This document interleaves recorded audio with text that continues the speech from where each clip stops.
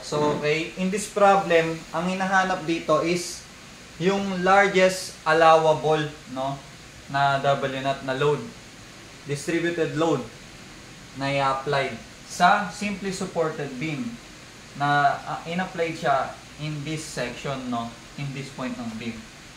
So, okay, paano natin mahanap yan? Na may given ng cross-section ng beam, which is I siya, no? I beam, no? Tapos, given naman yung dimension, so no problem. Tapos, meron siyang allowable bending stress na 10 MPa or 10 megapascal at allowable horizontal shear na 1.4 MPa. So, paano natin mahanap yung W0 na yan, no?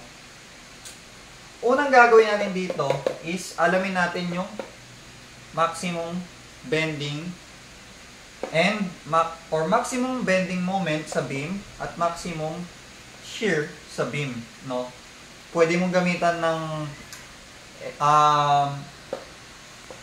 shear and moment diagram, no? Kung anong gusto mo, or kung may iba ka pa bang alam na way na pag-compute or para makita or malaman natin, mahanap yung max shear and max moment. So okay 'yon, no? So, ano nga ba ang formula muna ng max bending moment, no? Ay max bending stress, no? FB max is equal to what? Is equal to M max, no? Yung max moment nga, yung sabi ko, no? Kailangan natin sabay C. Ano yan, C na yan? Yung C is the farthest distance from the neutral axis, no? Which is in this case, wala pang neutral axis, no? So, need pa natin siya hanapin para makuha natin. So, C. Tapos, divided by sila by I. Ano ba yung I, no? Yung I na itong beam na to. Yun. Paano natin mahanap yung I ng beam na yun? Malalaman natin. So, ayun yung formula sa maximum bending stress, no? Which is mayroong binigay allowable. Gagamitan itong formula na to. Sabay yung W0 at mag-a-appear yan dito sa max moment.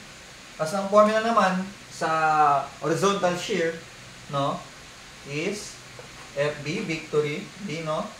Sabay max is equal to what? B max, no? Yung max shear, B max times Q, the first moment of area. And I, no, pareha lang. Yung B, which is yung thickness nung point or yung width ng point of interest natin. Halimbawa, kung saan yung gusto natin malaman ng interest or kung saan gusto natin malaman yung stress sa point na yun, no? Mamimili tayo. Halimbawa, gusto ko malaman ang dito, ang stress sa point na to. Ayun yung B. Ano yung B doon? Yung width nito, point na to. Yan. Anong width yan? In that case, 200 mm. Pero, sabi dito is horizontal shear max, no? Saan ba matatagpuan ng horizontal shear max? Kung ang maximum stress, no, sa bending ay matatagpuan sa may pinakamalayo sa neutral axis or in the surface in this case, no? Dito matatagpuan yan sa top and bottom, no? Sa horizontal shear naman matatagpuan yan, no, sa neutral axis, no? Doon na mismo sa neutral axis siya matatagpuan. Kumbaga, 'di ba? Vice versa lang sila. Kung ang bending pinakamalayo sa neutral axis, kung ang horizontal shear naman max doon is sa neutral axis mismo. So, 'di ba? Makikita nyo kung gaano kahalaga yung neutral axis dito, no? So, hanapin na natin siya. Kasi siya mahalaga. Unahin natin yung mga mahalaga. So, ayan. Total, etong I-beam natin is symmetrical naman, no? Kung mapapansin nyo. Symmetrical, ibig sabihin, pag namili ka ng point, no, na equidistance, magkamukha lang, no? Diba, hinati mo siya sa gitna. Yung dalawang side is magkamukha. Ayun, symmetrical, diba? So, yun. Pag hinati mo siya, no, pa-horizontal, hinati mo sa gitna, magkamukha lang, di ba? Wala namang pinagbago eh. in both side magkamukha. Yung drawing ko nga lang, medyo, ano, pero tanda niyo, kita niya, no? Nagaya niya, medyo kurba lang eh. Pero to, yan, imagine niyo na lang. So, yun. So, yun. So, yan. Symmetrical siya, no? May 25 dito, mm, 25 mm, tapos 250, no? Mm. So, pag inad mo yan, 25 plus 25, 50 plus 250 is 300. So, 300 yung height. I-divide mo lang sa 2 yung 300. Total symmetrical. So, doon na agad neutral axis. Nahanap natin. Pero, specifically, y bar yun, no? From this reference, no? 300 divide to 150, no? 150 mm. Ang y bar niya o ang neutral axis niya. Ito ang neutral axis niya. From the bottom or to top, saan man gusto mo, ano ka ba? Top ka ba o bottom? Uy! So, yun. Ayun na, no? So, 150 mm daw yan. Ako, no, top lane, no, Ay, sorry. So, ayun, back to topic. So, neutral axis 150 mm, no? Meron na tayong neutral axis. Mahanap natin yung, ano tawag ron? Ay, yung second moment of area. No? Need-guess natin yung neutral axis. Diba? Napakadali lang natin neutral axis. Pag symmetrical, no? Pag symmetrical siya. So, para hanapin naman yung second moment of area or yung I, no? May formula tayo doon. Ang formula natin is equals to BH cube over 12, no? BH cube over 12. Ano yan? Ano yung BH cube over 12 na yan? Yung base is 200, no? Yung H is height ng beam. Pero, magagamit mo lang to pag sa rectangle, no? Eh, in this case, hindi siya rectangle, no? Tama ba? Oo, tama. Hindi siya rectangle, letter I nga siya. So, ayun. So, eto, mayroon tayong technique dito, no? Pwede tayo ditong gumamit ng parallel axis theorem o yung tinatawag ng iba ay transfer formula, no? Bakit tinawag siyang transfer formula? Kasi, yung mga figure na yan, no, may centroid yan. Yung centroid yan, siyempre, assume na natin na alam nyo na yung centroid, no? Kaya nga kayo nanonood dito eh. O, sige, okay. O, kung hindi nyo man alam, ang centroid ng rectangle is kalahati lang ng height, no? Pag kinalahati mo yung height ng rectangle, ayun yung centroid niya. Pag kinalahati mo yung base, ayun yung centroid niya. Yung x and y point niya, doon yung centroid niya. So, dito matatagpuan yun, no? Sa kalahati. Kinalahati yung height, kinalahati yung base, ayun yung centroid. So, dito matatagpuan ang centroid niyan. I-point out natin, no? Kuha tayo ng ibang market. So, dito. Yan. Yun, no? Diyan ang centroid niyan. Dito ang centroid nito. Ito, centroid nito, 250 divide 2. 125, diba? 125 yan. So, dito yan. Tumatama na mismo siya sa neutral axis. Ibig sabihin, pag tumatama sa neutral axis, eto yun, gagamitin mo, no? So, dito, pwede mo gamitin to. Eh, dito, hindi tumatama yung neutral axis niya. Eto kasi, naka-form na to, dinerive to, no? Centroidal na. Centroidal. Second moment of area, no? So, in this case, hindi siya centroidal, no? Sa whole figure ng I, no? So, kailangan natin i-transfer yung centroid ito doon. Paano yun? Kaya, doon mayroon gagamit tayo na parallel axis theorem. Yung plus A, B squared. Ano yan? Yung A is yung area ng figure natin, no? Na ina-analyze, na may centroid. No? So, base times height lang yan kasi rectangle. Madali. Basic, no? Tapos yun din naman is yung centroidal distance ng figure natin from the neutral axis. Diba? Pansin nyo kung gaano kahalaga yung neutral axis, no? So, yun. Pwede natin ito gamitin, no? Tapos pwede rin naman natin tayo hindi na gumamit ng neutral axis. Pakita natin, no? Both ways, no? Para pwede kayong mamili. Marami kayong choices. Uy, maraming choices. So, isa, no? So, siyempre, dito, no? Marami dapat tayo choices, no? So, pagsusolve. No? So, pagsusolve. Oo. So, ngayon. So, okay, back to lesson, no? Back to lesson, no? So, in this case, let's declare, no? Total, ito, declare natin is ito ay 1, area 1. Total, magkamukha lang naman sila, no? Declare na natin ito, area 1. So, area 1 is times 2. Area 1 is times 2. This area is area 2. Wala na siyang centroidal distance, so BH cube over 12 na lang. So, positive, no? Mga solid din na-analyze natin, so positive yung ano niyan. Solid area, positive area. Void area, negative area. And in this case, puro solid area, so positive area tayo. So, yung first, yung ano muna, sige, yung area 1, no? Yung figure 1, dalawang figure 1. Times 2 natin siya, mga lodi kicks. 2, no, naglagay ako bracket kasi multiply natin. Ito, area niya, 200 times 25. Ano yun? Technical kilos. Okay. 200 times 25 is equal to 5,000. 5,000.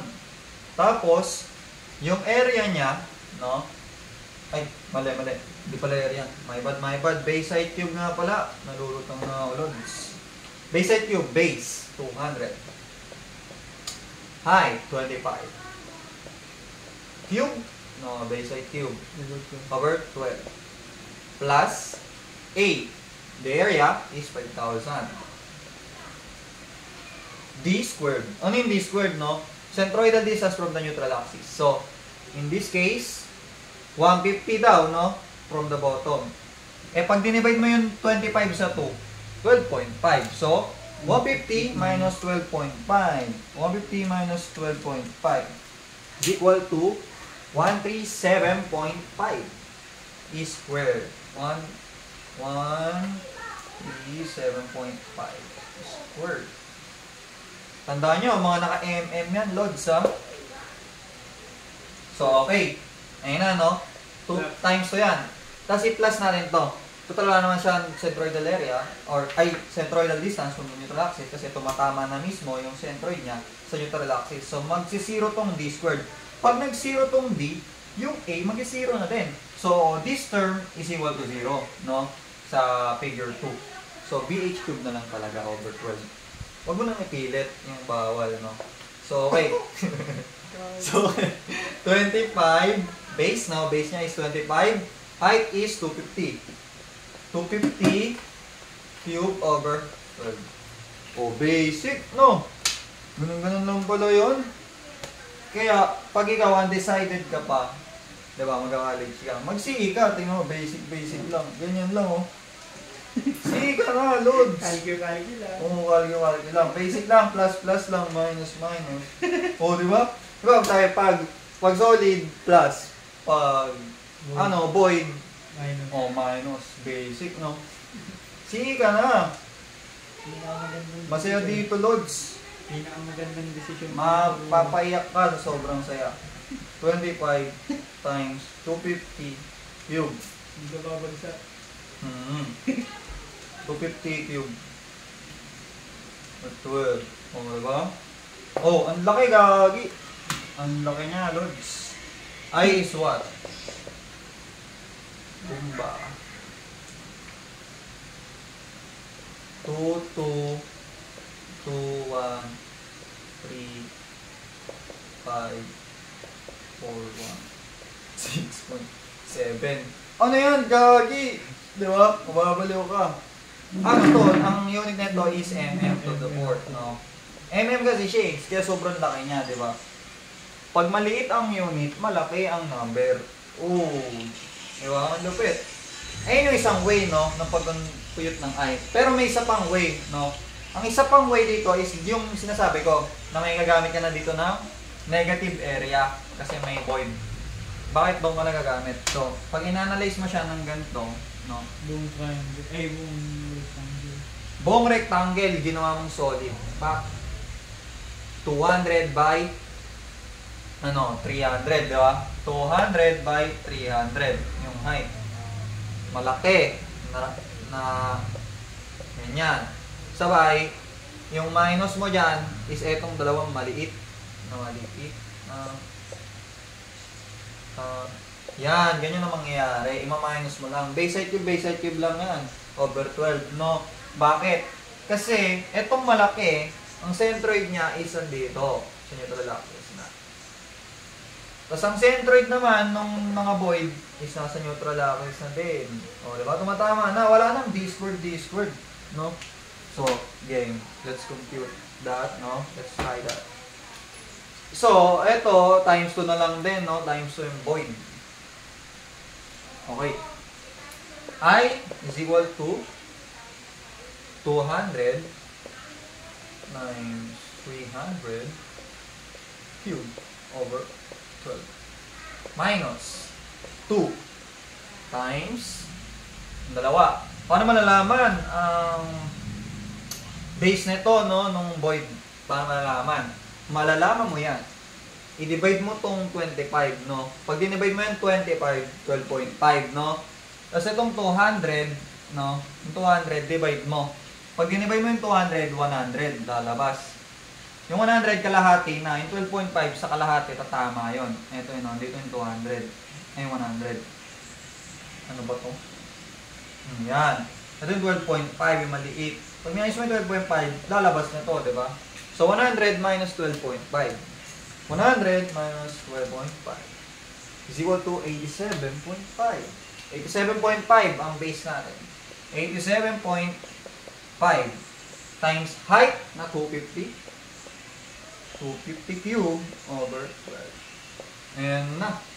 Tingnan nga natin kung equal sila, no? Gets mo na ba, Turl? Gets mo na to? Yung pagkuha ng height? Neto. Yung item na to. Ha? Inabang ko yung computation. Saan computation? Yun. Boom! Diba? Same lang, oh. Same lang. Gusto nyo, try nyo rin, no? Yung W. Oh, 2, 2, 1, 3, 5, 4, 1, 6.7 mm. Diba? Same lang. So, yan. Gagamitin natin yan, no? Shape store natin. Shape store A. Pwede natin sulat ng sulat. Napakahaba. O, yan. Di ba? Di ba may hilig sa mahaba? Uy! Uy! Uy! Uy! Iba na yun. Kanina top, bottom. Mahaba. Ngayon, mahaba. Grabe naman. Okay. Let's go. O, meron tayong I. Oops. Ang MC na, ang Bmax, unahin muna nga natin itong ano, no? Kasi siya unang lalabas shear eh, no? Para malaman natin yung shear, no? Max shear dito, need natin kunin muna yung reaction sa beam. Sige, kunin natin yung reaction na yan, no? Get na yan. O, get. O, sabihin natin, ano man tayo ito, mag-declare. O, A yan, point A and point B, no? Summation tayo at point B, no? Summation of moment at point B, counterclockwise positive, no? Is equal to 0. So, A is actually negative kasi clockwise siya, no? So, A times what? Times 9, no? Times 9 kasi moment arm from the point of moment, diba? So, this W naught, no? Area niyan, W naught times 6, no? W naught times 6 times the moment arm, saan matatagpuan? Sa centroid, sa gitna ng base, no? Which is 3. So, 6 times 3 is, what? 18. So, 18 W naught, no?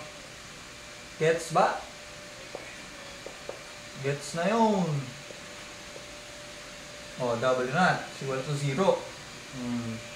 Tapos, A is 18 W naught divide 9 is equals to 2 W naught.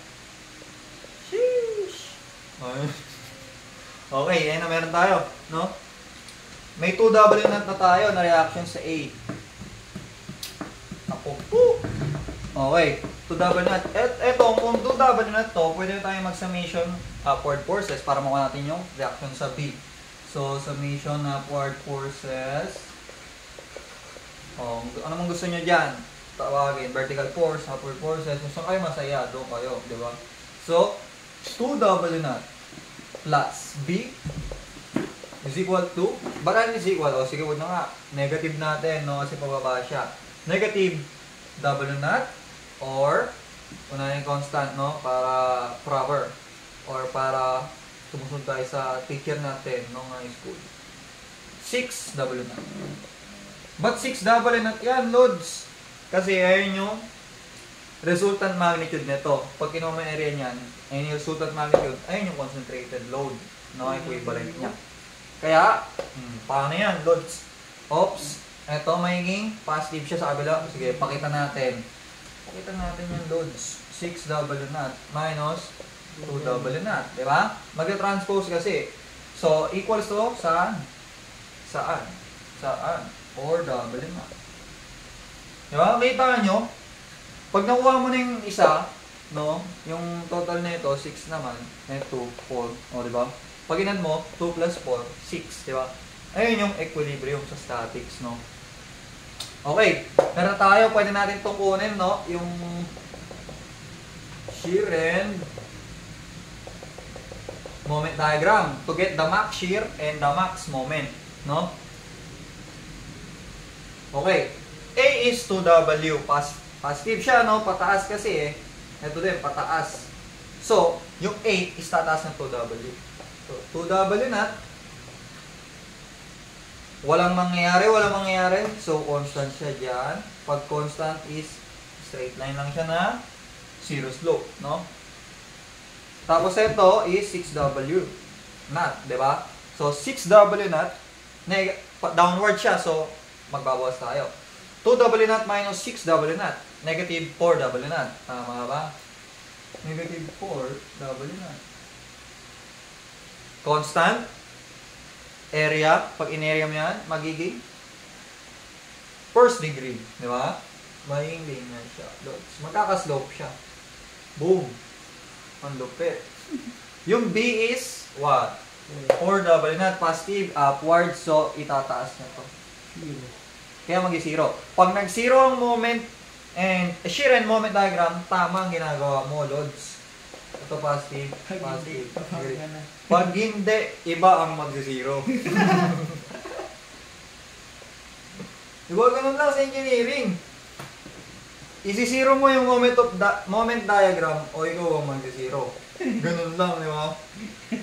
Lupit, no? So, ito.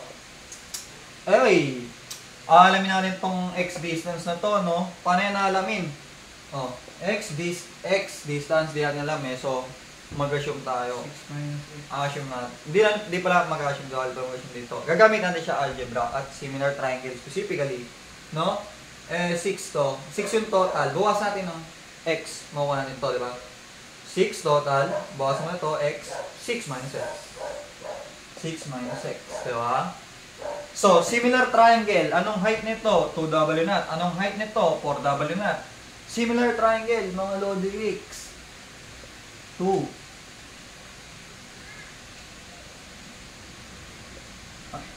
Okay. 2W naught. Over, itaas na natin x, no, para di na mahirapan yung calculator natin dyan. Tapos, 6 minus x, 4W naught. Anong lalabas dyan, loads? Pag hinipstore mo, loads. Ano lumabas, loads? X is equal to ano? Bumagal na yung calculator ko. Tingnan mo, baka mali. Ha? Wait. Bumagal na siya, loads. 2W. Lo! Mali pala, ano mo eh, type mo eh. Gogi. Bakit? 2. Oh. 2W. 2.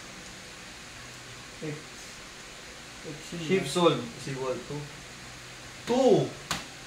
2 meters. 2 meters. No, 2 meters ang ano natin. Ito kasing double lang maka-cancel yan. Kaya dapat pwede nang nilagay yan eh. Pag cancel ka, tanggal ka. O yun. 2 meters pala to, no? So okay, makukuha natin. Ito, kunin mo area nito. Ay, hindi. Sige, tapusin na muna natin to. Kung tutusin kasi may max shear tayo, balik natin yung solve. Yung, no, wala natin itong solve. Pero max moment hanapin na natin, no. 2W naught times 3 is 6W naught. Positive area, so tataas siya. Rectangle, magiging triangle. Magiging 6W naught. Okay. Next, ano na next? Yung area ng triangle. Diba 2 meter yung base na to? So ito 4, no? So 1/2 base height, no? 1/2 base height. Anong base? 2. Anong height? 2. So 4 divide 2 is 2. Diba? Tataas siya ng 2, no? Magiging 8W naught. No? 6 plus 2. O, diba? 8. Diba? Triangle siya. First degree, second degree, parabolic graph or parabolic curve. Na? May 8W naught. Positive. Parabolic. No? Pag ganyan. Ba't ba ganyan? From maximum to 0. So, maximum slope or steep slope to 0 slope. 0 slope is horizontal. Get it? Get it. Okay. Ito na. Ang height ay 4. Ang base ay 4. So, 4 times 4, no? 4 times 4 is equals to 16 times, divide 2 is 8. Diba? Negative area. So, bawas natin, 8W naught, diba? From 0 to maximum. So, 0 slope to steep slope. Nag-0 na. Ayan na. Diba? Ang dali. Diba? Graph lang. Oh, parang ano to, ice cream na kalahati. No? Okay. Dito, ang max shear natin, no, is 4W naught. Max shear, 4W naught. Bmax, no? Bmax, 4W naught. Anong unit? Sabihin na natin Newton. Newton siya. Ang ano naman, 8W naught. Max. 8W naught. Newton meter yan. Diba? Moment check. So, yan. Meron tayo. Plug-in na lang yan, loads. Ito yung C, alam na natin yan, no? Kasi doon yung max. So, yan mo natin. 150 mm. So, okay. 10 MPa daw. Ano bang MPa? Newton millimeter, di ba? Ang MPa is Newton per millimeter squared, no? So, okay. Need natin to in terms of Newton millimeter. So, i-multiply mo to by 10 raised to 3. No, mamaya. Ano natin? Cute. So, okay. Bmax, 10 MPa. 10 is equal to what? 10 is equal to max na moment 8W naught times what? Ano? C na 150, di ba? Ay, hindi. Times 10 raised to 3 pa pala, no? Para maging mm, no? Tapos yung C na 150 times 150 over, ito na yung computation. I, anong I natin? Ito, napakalaki. 2, 2, 2, 1, 3, 5, 1, 6.7. O, di ba? Naka-mm. Naka-mm na din kasi tinan sa 3.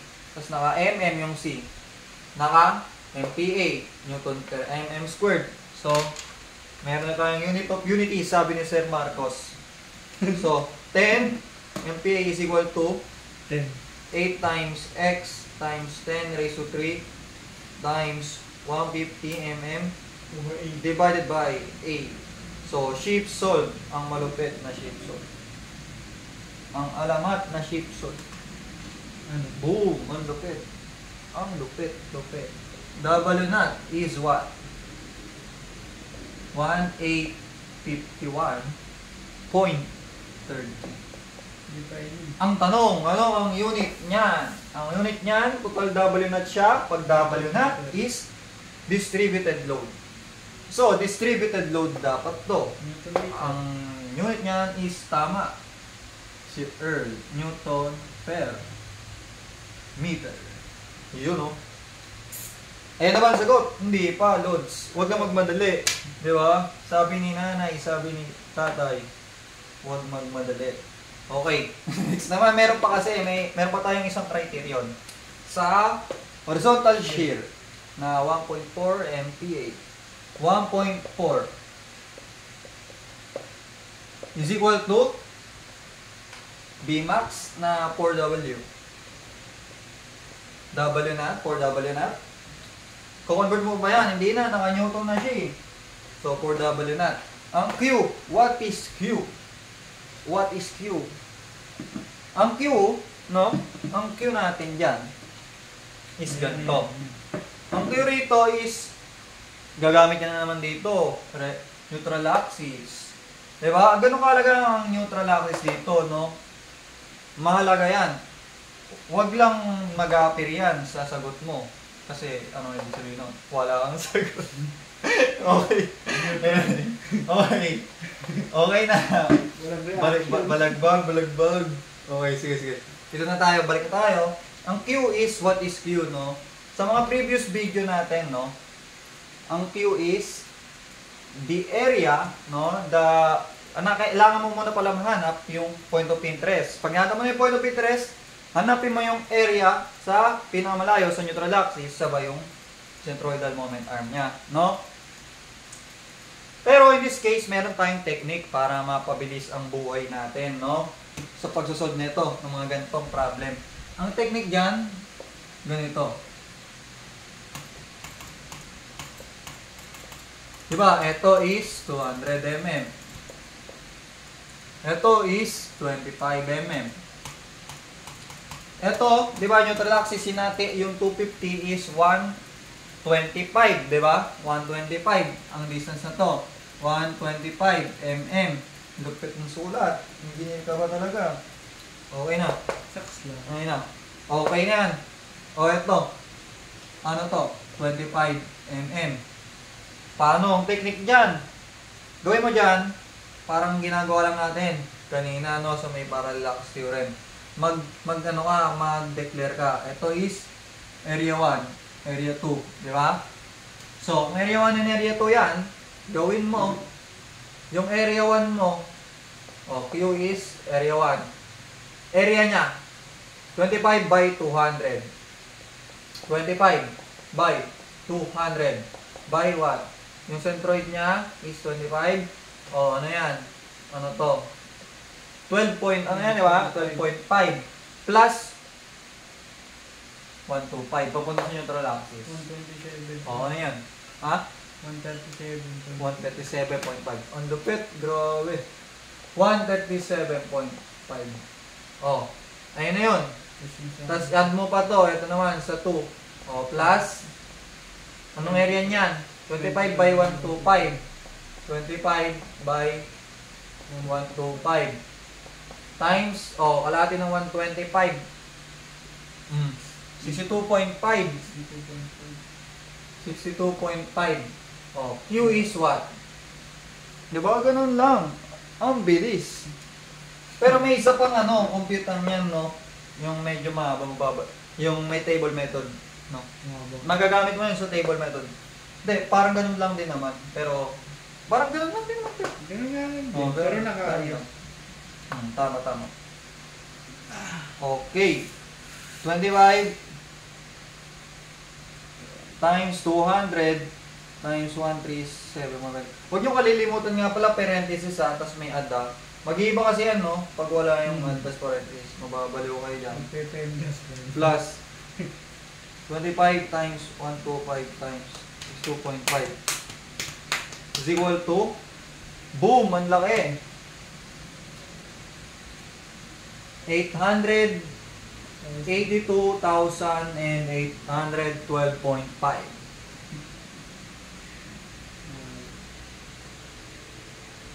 And 800 12.5. Ano to?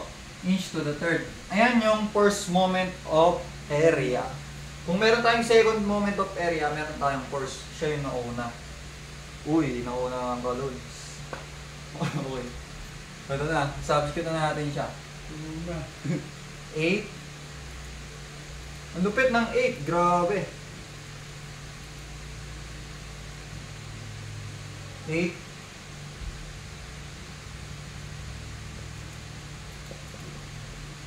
Divided by, uy, naburo. Sige, basta divide by na yan. 2.213541657 times the B. Oops! Ano nga palang B dito, no? Ang ano nga pala nandito, ang ginawa ni point of interest, nalimutan ko sabihin. Yung doon sa neutral axis, kasi nga doon yung max. So, ang point of interest, anong width niya? Makikita nyo, 25. Ayun, no? Dito point of interest. Width niya is 25, so times 25. Yan.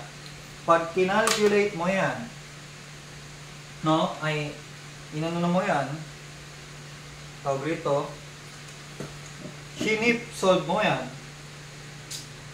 4 times x times 882.812.5 divided by 2213541.6.7 times 25 ships sold is equal to 0. Boom! Ang lupit. Ang liit.